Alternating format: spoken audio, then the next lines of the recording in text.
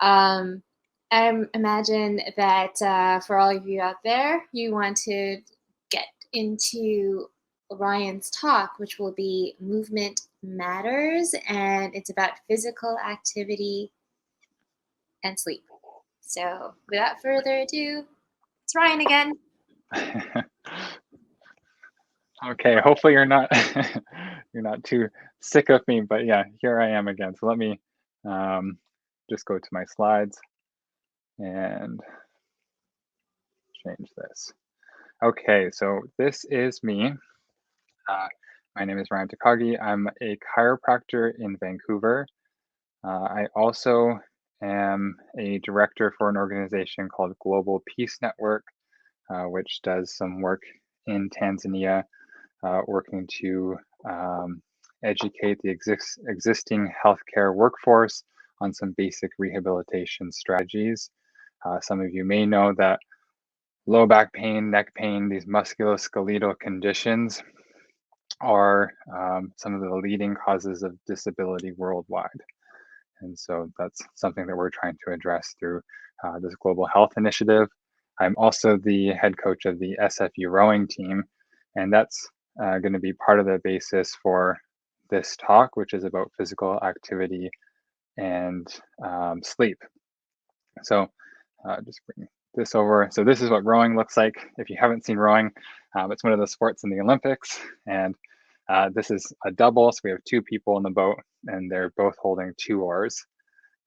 This is one of the races that is in Victoria, head of the gorge. And this is what a morning might look like. And as you can see, it's very early in the morning. You can see the nice colors for the sunrise.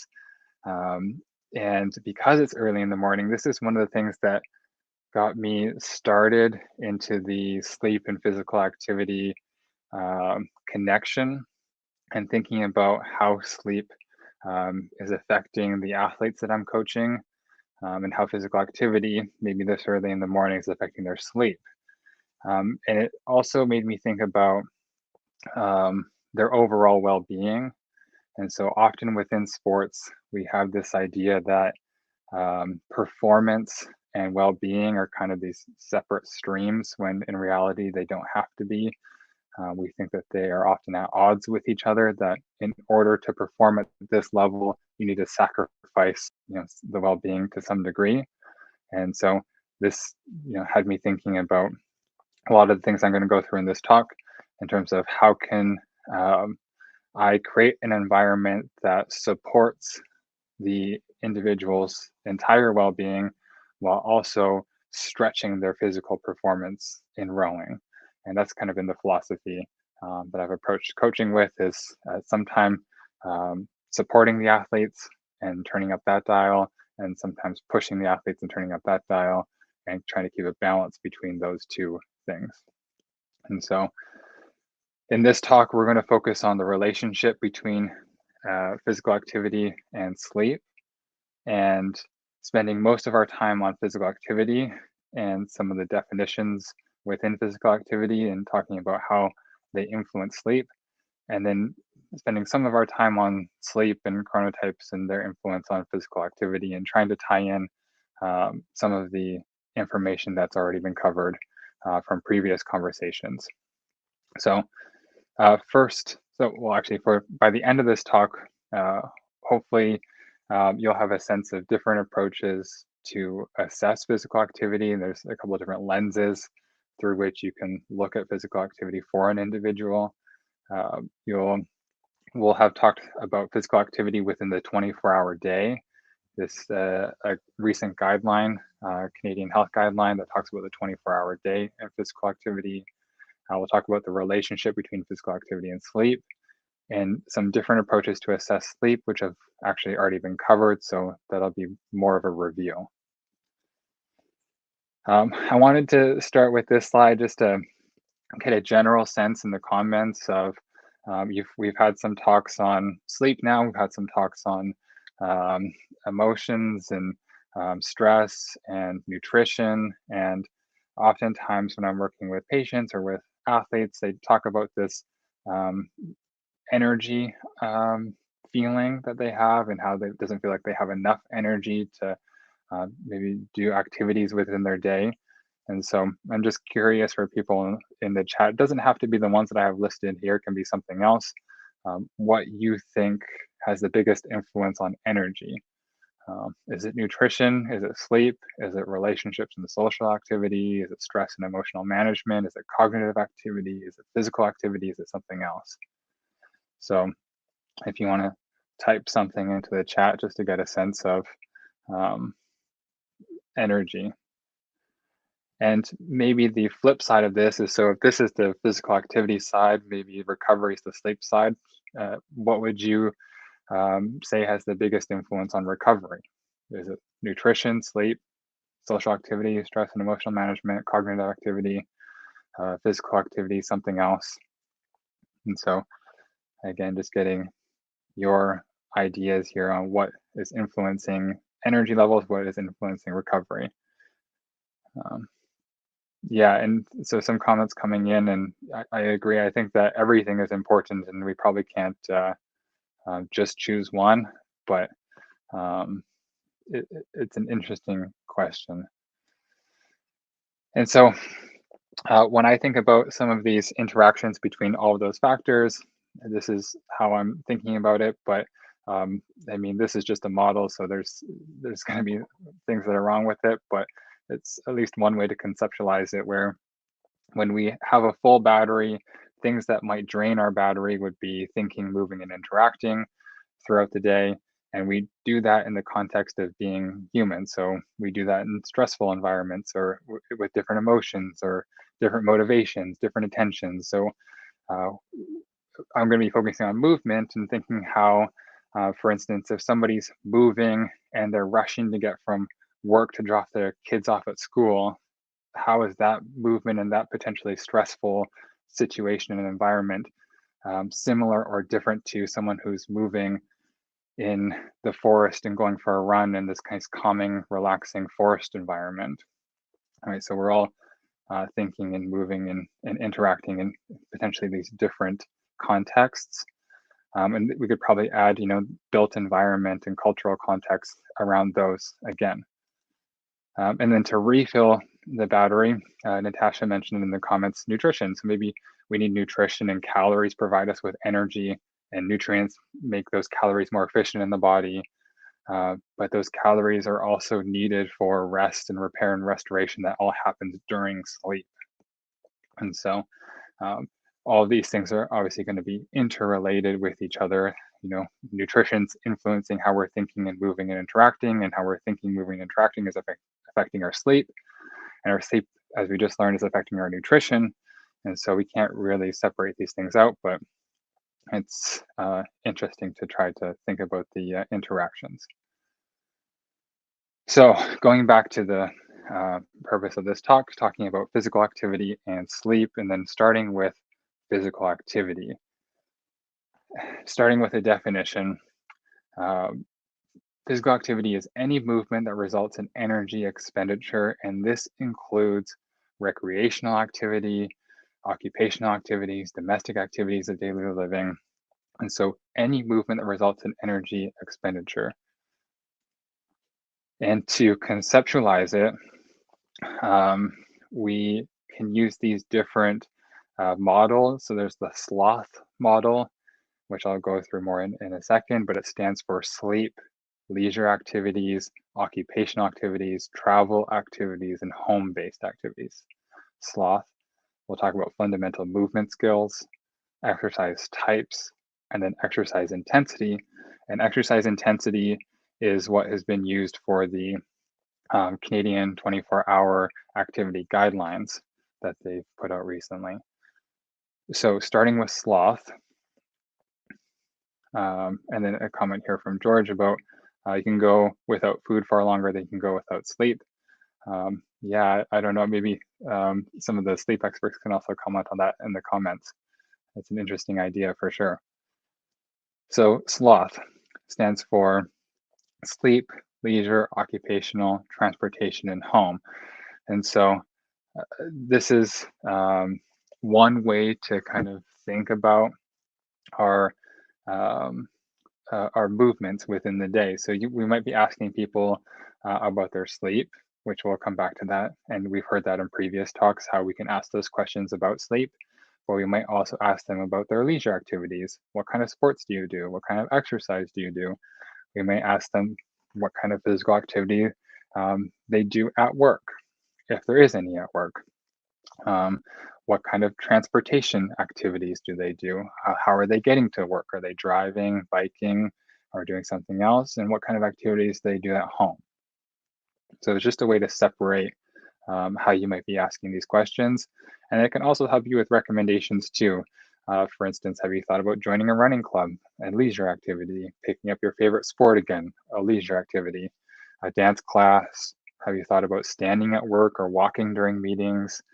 Have you thought about biking or walking to work, raking the leaves and shoveling snow, reminding them that those are physical activities at home, and maybe you can do the same thing for your neighbor to get in more activity if you want. So sloth, just one way to conceptualize physical activity. Another one is these fundamental movement skills. And so these are separated into traveling skills, object control skills, and balance skills. And we often talk about these in the setting of kids and activity kind of development in childhood. And traveling skills are those skills like running, biking, swimming, rock climbing, rowing, any kind of movement that gets you from one location to another location. Object control skills include anything where you're manipulating an object, and that can be a hockey stick, a baseball bat, a golf club, a basketball, soccer ball. So catching, throwing skills are all part of object control. And then balance skills, which is what we did in this recent movement reset in terms of knowing your body position in space, being able to control your body position in space. This also includes agility and coordination for balance skills. And so these things together help to make up our physical literacy. And so this refers to how a movement skills, how an individual's movement skills necessary to confidently and competently engage with one's environment. So does an individual have these skills that then allow them to engage with their environment? And does it give them the ability to read and respond to novel environments? So for instance, you can all think about this yourself. How comfortable and confident are you swimming? How comfortable and confident are you biking, running, rock climbing, rowing? How comfortable and confident are you throwing a ball, catching a ball, stick handling, dribbling a soccer ball? How comfortable are you balancing on a balance beam, standing on one foot? Okay. So if you're comfortable and confident with all those things, then you would be considered to have a high physical literacy. And a high physical literacy, people with high physical literacy are more likely to meet physical activity guidelines. And one of the reasons why this is probably the case is because one of the most important kind of determinants of people engaging with activities because they find it fun. And people often find activities fun if they feel like they're good at it. Right? So feeling like you're good at something, feeling like you have control over that thing, and feeling like you're connecting to the people who are part of it are all kind of part of our motivations to continue an activity. Going into the a little bit more into physical literacy. So far I've been talking about these movement capabilities. This is often what we think about when we think about physical movement. We think about the things that we can do. We think about our strength. We think about our flexibility, the skills we have to stick handle. Yeah, Luke's mentioned perceived self-efficacy, and those things that I mentioned before, those determinants of motivation. So these movement capabilities, they're just half of the equation though when we're thinking about movement. So people need to have some of these movement capabilities, but they also need to perceive the environment. Okay, so these are called perception capabilities, and it's all about identifying affordances in the environment. So for instance, if you're going for a hike and you go for a hike and you see a big step in the hike, um, you are, whether you know you're doing it or not, you're perceiving that step and you're deciding how that part of the environment can interact with your body's characteristics. You're deciding, can I step up to that step and just push up with my leg? Or does my body need to interact in a way that I need to put my hand down and push my body up onto that step? Okay, so you're looking at the environment and you're identifying these affordances, which are these characteristics of the environment that interact with our own bodies, and you're deciding how you can move within the environment. So we have these perception capabilities that are informing our movement capabilities that are again informing our perception capabilities. So the questions are, how do characteristics of the environment influence your ability to move within it?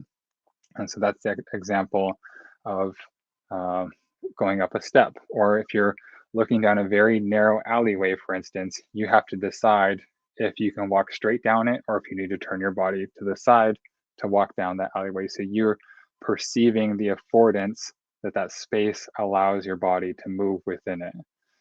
And so the characteristics of the environment influence our movements within that environment.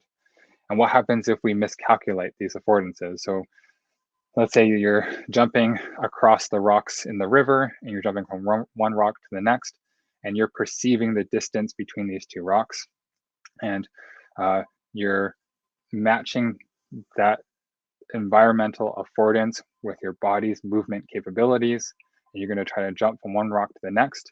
And if you misjudge that, then you have the potential for an injury, so like an ankle sprain or something else. And so being able to perceive movement affordances is a really important part of movement.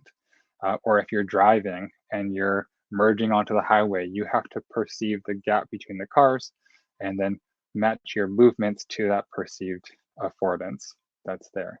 And so then the question for this talk is, what is the influence of sleep in this? And the suggestion is that a sleep disturbance or a lack of sleep or poor sleep interrupts this pathway. So it interferes with this perception action coupling loop that we have here. So being able to perceive the environment and then move within the environment. Okay. So this is all part of physical literacy, and this is called perception action coupling.